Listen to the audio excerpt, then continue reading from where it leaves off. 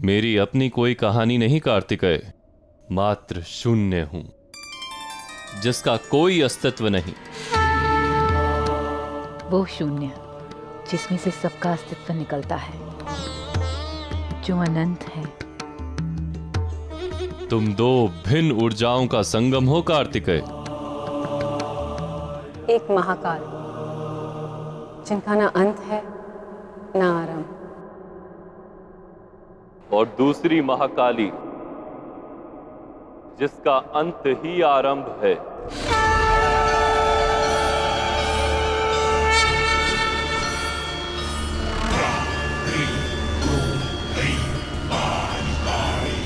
आप तो महाकाल और महाकाली, परंतु मैं एक बालक।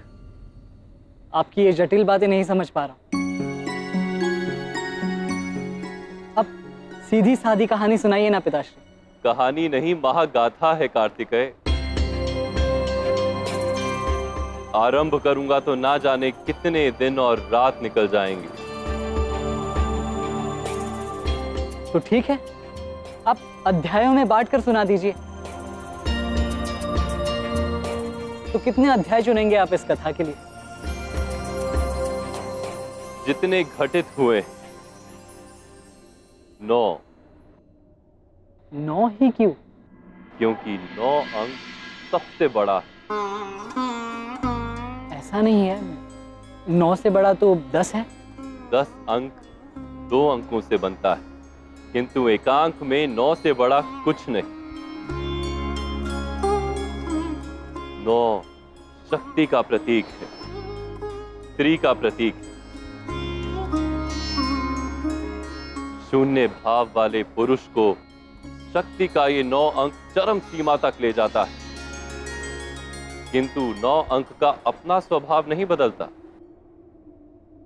इसीलिए 9 निधियां हैं और 9 दुर्गा भी। प्रथमम शैलपुत्री च,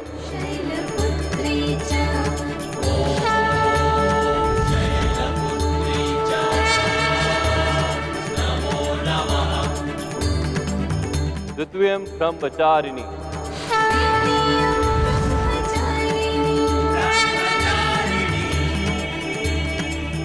तृतीयं चंद्रघंटेति,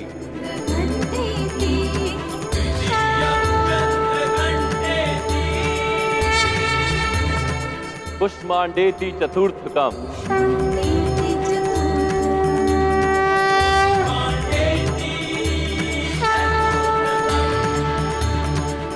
पंचम स्कंद मातेति,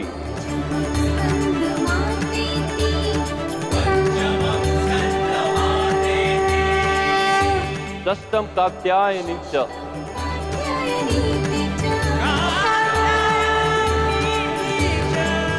सप्तम कालरात्रेति, महागौरीति च अष्टमम,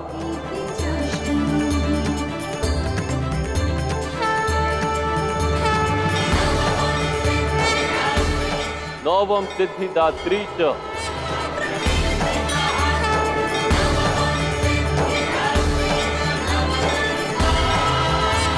नौ दुर्गा प्रकीर्तिता,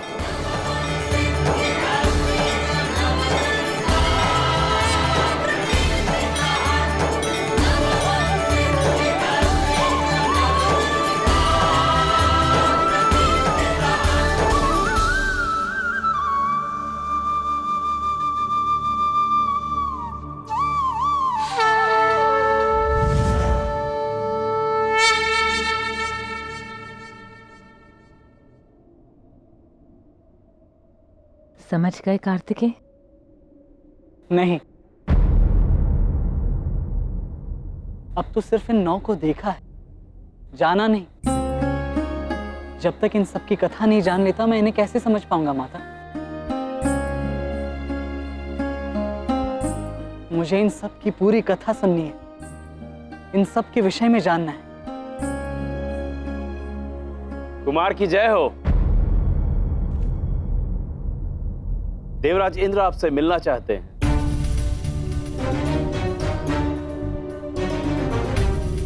माता, मैं अभी कथा सुने बिना कहीं नहीं जाने वाला।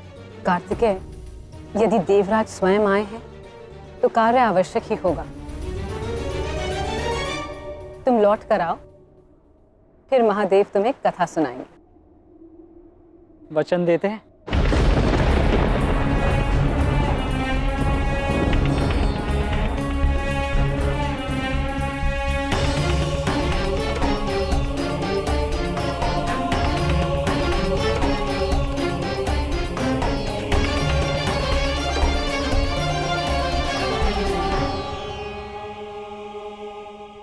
यदि महिषासुर को नहीं रोका गया तो ताड़कासुर से भी बड़ा संकट बनकर सामने आएगा कुमार।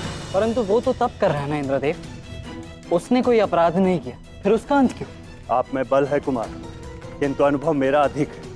यदि महिषासुर का अंत नहीं हुआ तो इस सृष्टि के अंत का प्रारंभ होगा। परंतु जिसने पाप नहीं किया उसे मारने का पाप महादेव का पुत्र नहीं कर सकता। इस समय आप महादेव के पुत्र नहीं, देव सेना के सेनापति। देव सेनापति हो, असुर नहीं, इसीलिए अन्याय नहीं कर सकता। मैं युद्ध करना जानता हूं देवराज, छल नहीं। कहां छल करना है, कहां बल, ये मैं बताऊंगा। मैं देवराज हूं, मेरे आदेश का पालन करना होगा आपको। आप देवराज हैं, परंतु मैं भी कोई दास नहीं। और ये बात मैंने तब भी आपको समझाने का प्रयास किया था जब आपने माता कृतिका पर प्रहार किया था। तो ठीक है, यदि तुम सच नहीं तो मैं स्वयं महिषासुर का तप भंग करूंगा।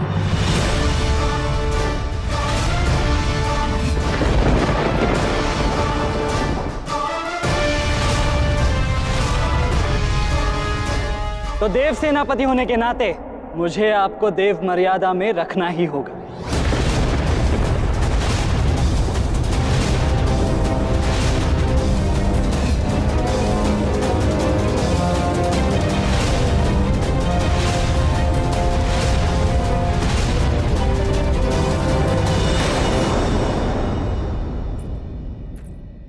गौरी, कहाँ जा रही? कार्तिकेय लौटता होगा।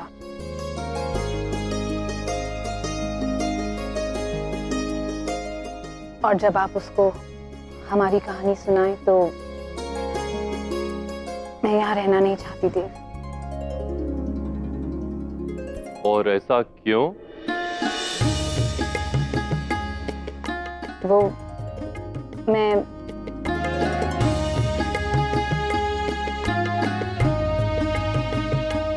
आप जानते हैं देव, फिर क्यों सता रहे हैं? एक पति का इतना दुस्साहस कि अपनी पत्नी को सता सके।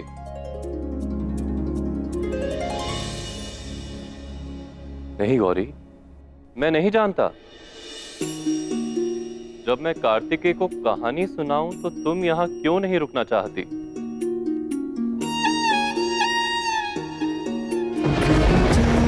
ऊर्जा शिव से है, गौरी से शिव में शक्ति है। ये तो नहीं है, एक है, अनुभूति सम अभिव्यक्ति है। हर श्वास शिव के नाम है, यह प्रेम भी अविराम है। शिव धैर्य तो संयम शिवा, है नयन जो शिव दृष्टि शिवा। आप ही सोचिए महादेव, एक माता के समक्ष उसी के पुत्र को माता की प्रेम कथा सुनाएंगे तो मुझे तो ला जाएगी।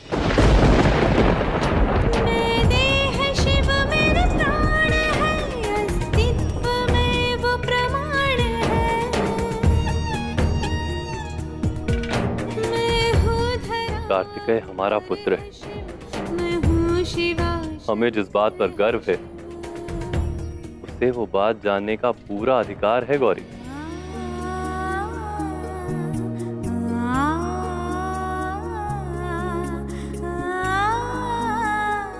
और उसे हमारे प्रेम का गर्व हमारी आंखों में दिखना चाहिए।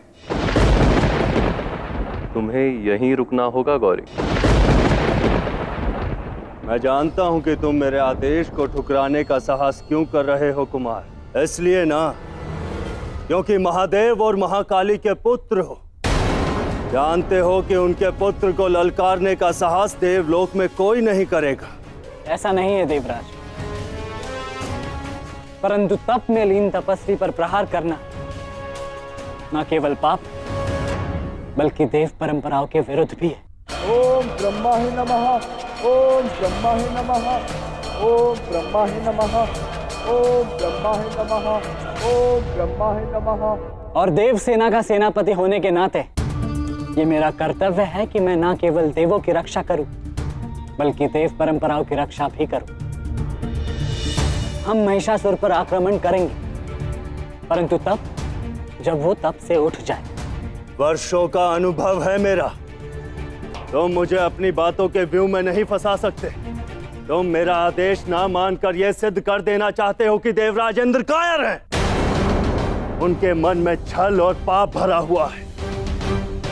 देव सेनापति बनकर संतुष्ट नहीं हो तुम, अब राजा बनना चाहते हो। ये कैसी बातें कर रहे हैं देवराज? मेरे मन में ऐसा कुछ भी नहीं। तुम्हारे मन में क्या है ये मैं जान चुका हूं कार्तिकेय, परंतु अपने सिंहासन की रक्षा मैं स्वयं कर सकता हूं, तुमसे भी और उस महिषासुर से भी। मुझे तुम्हारी सहायता की कोई आवश्यकता नहीं। मैं स्वयं जाकर उस महिषासुर का अंत कर दूंगा ताकि उसका तप ही पूर्ण ना हो और ना वो शक्ति प्राप्त कर मुझे ललकारने का साहस कर सके।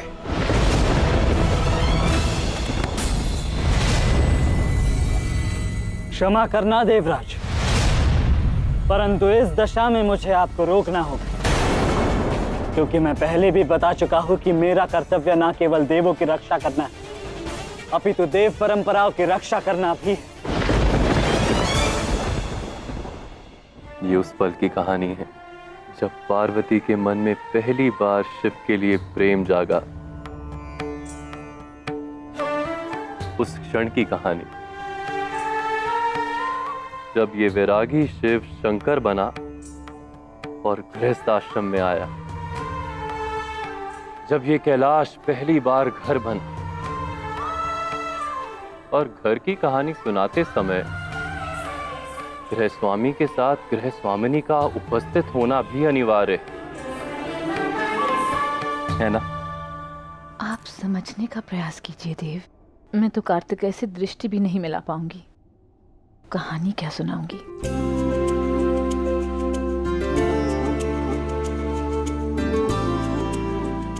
फिर भी यदि आपका निवेदन है तो मैं रुक जाती हूँ, परंतु मेरी एक शर्त होगी। गृह स्वामिनी घर में रुकने के लिए शर्त रख रही है? मुझे तो लगा था प्रेम में कोई शर्त नहीं होती। अब शब्दों के खेल में तो आपसे केवल नारायण जीत सकते हैं, पर शर्त है तो है।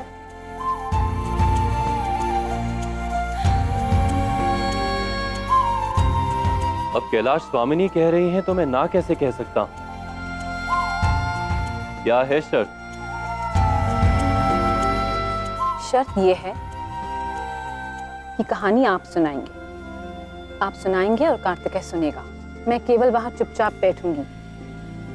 मैं ना आपकी ओर देखूंगी ना कार्तिकेय की ओर, और आप मुझसे बीच में कोई प्रश्न भी नहीं पूछेंगे।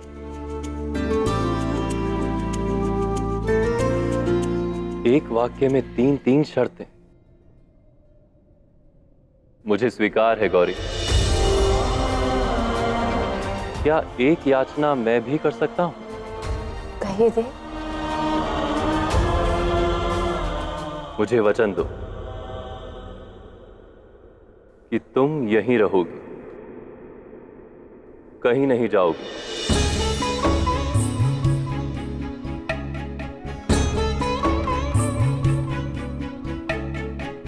दिया वचन।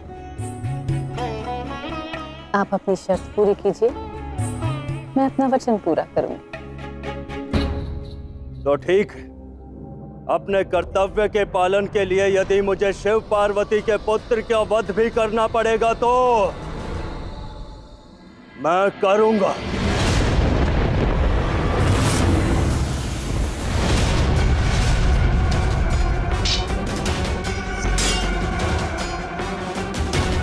मैं अब भी आपको सावधान करता हूँ देवराज, रुक जाइए। मैं आपको छल नहीं करने दूंगा।